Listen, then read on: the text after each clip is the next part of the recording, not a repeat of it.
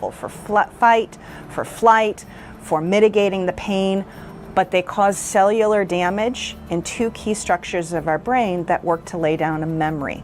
What we've learned from the neurobiology of trauma research is that the memories of traumatic events are stored in a very disorganized way. When a survivor sits down and tries to explain to either a responding officer or detective what happened in the assault, and it starts coming out in this bits and pieces fragmented way of they start one thing but then they stop abruptly and then they start talking about something else, or they start explaining it very generally and then they start throwing in random details, it can be very confusing for law enforcement. And a lot of law enforcement, based on other training they've had, will look at that and say, this looks suspicious to me, because it seems like they're making it up as they're going along. They're not making it up as they're going along, they're having difficulty recalling the different pieces of the assault because of the way the trauma of the assault affected the way the memory is laid down. So for law enforcement, they see this completely disorganized, discombobulated presentation and they say, I'm not believing this. This seems made up to me. What they're really seeing is evidence of trauma. What they're really seeing is how trauma impacts memory formation and then memory recall. So I think it's important for law enforcement to keep in mind that when they see that really confusing stop, start, disorganized presentation, to think about that what they're seeing is trauma. What they're seeing is a survivor trying to reach into the different pieces and parts of their brain and all the different fragments of that memory, and they're doing their best to put it together and to give it back. Now, the important thing to keep in mind is that the research is very clear that the accuracy of the memory is intact. So even though the storage is fragmented and can come out kind of sounding confusing and in bits and pieces, the actual recall, accurate. It may come off that they're being dishonest or because they deviated from their statement and gave you something totally different, or they've left out something. Doesn't mean that they're being evasive or that they're not being truthful about what took place. Unfortunately, law enforcement, we're trained to ask the who, what, when, where, and how. Unfortunately, victims don't process these memories that way. You never know what a victim of sexual assault will remember, particularly in that initial interview with you as the first responder. Don't be concerned if it appears to be an inconsistent statement or fragmented interview that she gives you. It's my job as a prosecutor to explain and educate those inconsistencies to a jury, particularly in the context of how the trauma she experienced may have influenced her behavior or her memory. What you see as inconsistencies or fragmented information, I see as evidence of trauma. I personally talked to victims where they've left out perpetrators, where there may be 2 or 3 guys that assaulted them. They may key on one perpetrator because that perpetrator may have been the one that was the most damaging to the victim, and she may have forgotten about the other 2. She may leave them out and then they'll bring it up. Number 2 helped me. The second guy helped me. Well, when did the second guy come in? Where did the second guy come from? Oh, I didn't tell you that. No, you didn't tell me that. We need to back up and tell me about the second guy. Well, he didn't do much to me. He helped me. So don't get wrapped up in the fact that maybe there's inconsistent statements as far as the chronological order, who was there, things like that.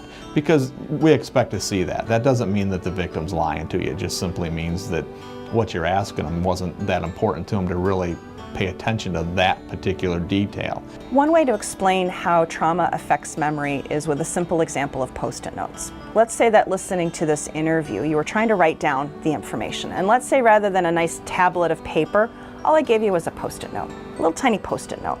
And that all you could do was write down the notes from this interview on Post-it notes. Well, depending upon the size of the Post-it note, you might be able to get a few words written down. You might, if you got a good sized Post-it note, you might be able to get several sentences down. Or if you got a good sized Post-it note, you'd be able to write many, many different things, okay? Now I want you to imagine trying to write down all the notes from this interview on Post-it notes. And I want you to gather them all up, and I want you to take them to a desk, the world's messiest desk, because that's really what the human brain is. And I want you to take all these little precious Post-it notes that have your notes on them, and I want you to scatter them all over the desk. I want you to put some on top. I want you to stick some underneath in the pile. I want you to put some in the interview that's about sexual assault. I want you to put some that says policies and procedures manual. Obviously misfiled. Scatter it everywhere. Now, imagine trying to come back to that world's messiest desk 24 hours, 36 hours, 3 weeks, 6 months later. Find all of the Post-it notes, get them, put them in the correct order, and tell it back.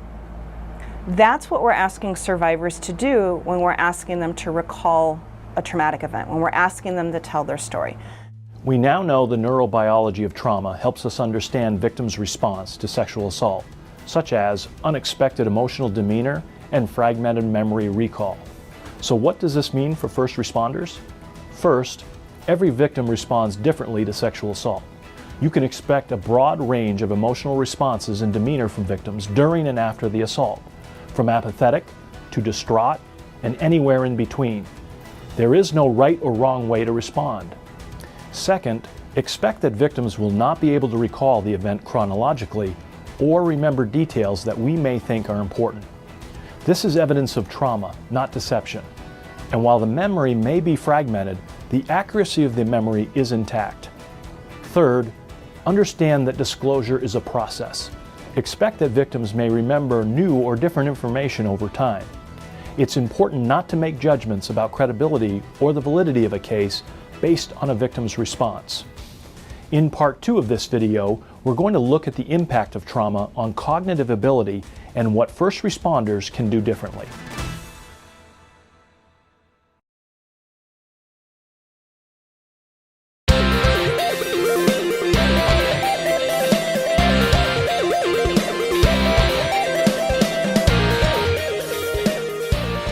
Welcome back. In the first part of the video, we learned that the flood of hormones that's so helpful to survival in a traumatic situation can impact emotions, demeanor, and memory recall in unexpected ways. In this segment, we'll learn how this biological response to trauma can impair the part of the brain responsible for logic and decision-making.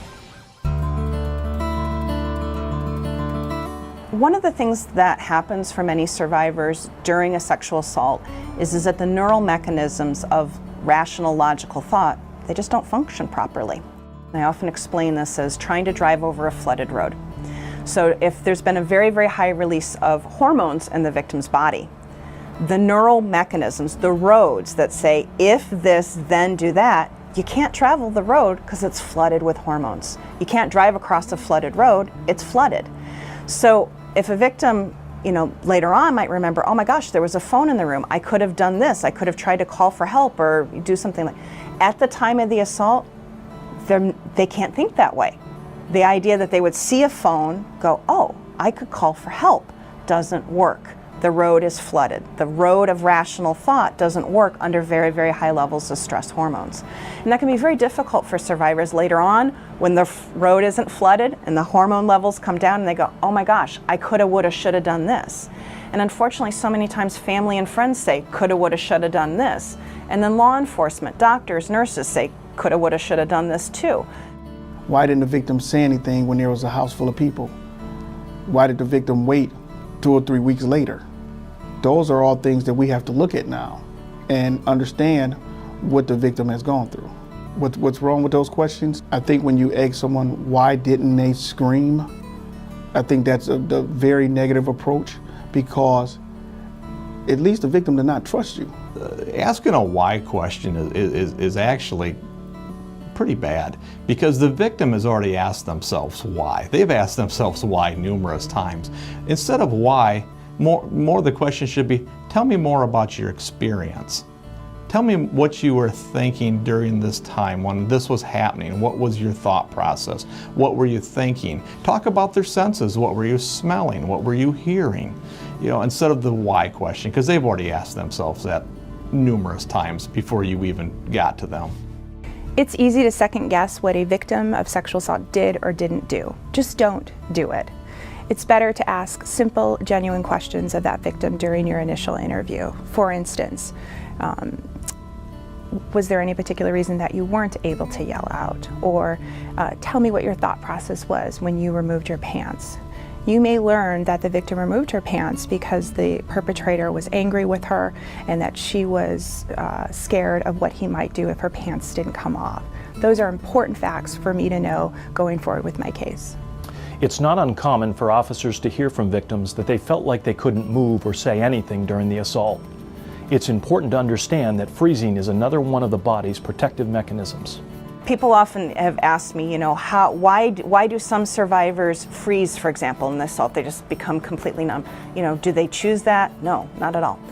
It is wired into all of us. It is an evolutionarily wired response to respond to any type of major traumatic event. You can't control it, you can't stop it. We now know that the trauma of sexual assault has significant effect on victim response. So what does that mean for us as first responders? So what we've established from a variety of studies I've done, studies other researchers have done, is that how first responders treat victims has a huge impact on both their short-term and long-term mental health. Every opportunity, every interaction with a rape survivor is an opportunity to help them, or unfortunately it's an opportunity to hurt them. When we have an officer that does a good job with the victim, puts them at ease, makes them understand, hey, we do care about you, we're going to get through this, we're going to try to prosecute this if we possibly can, but number one priority is your health and welfare.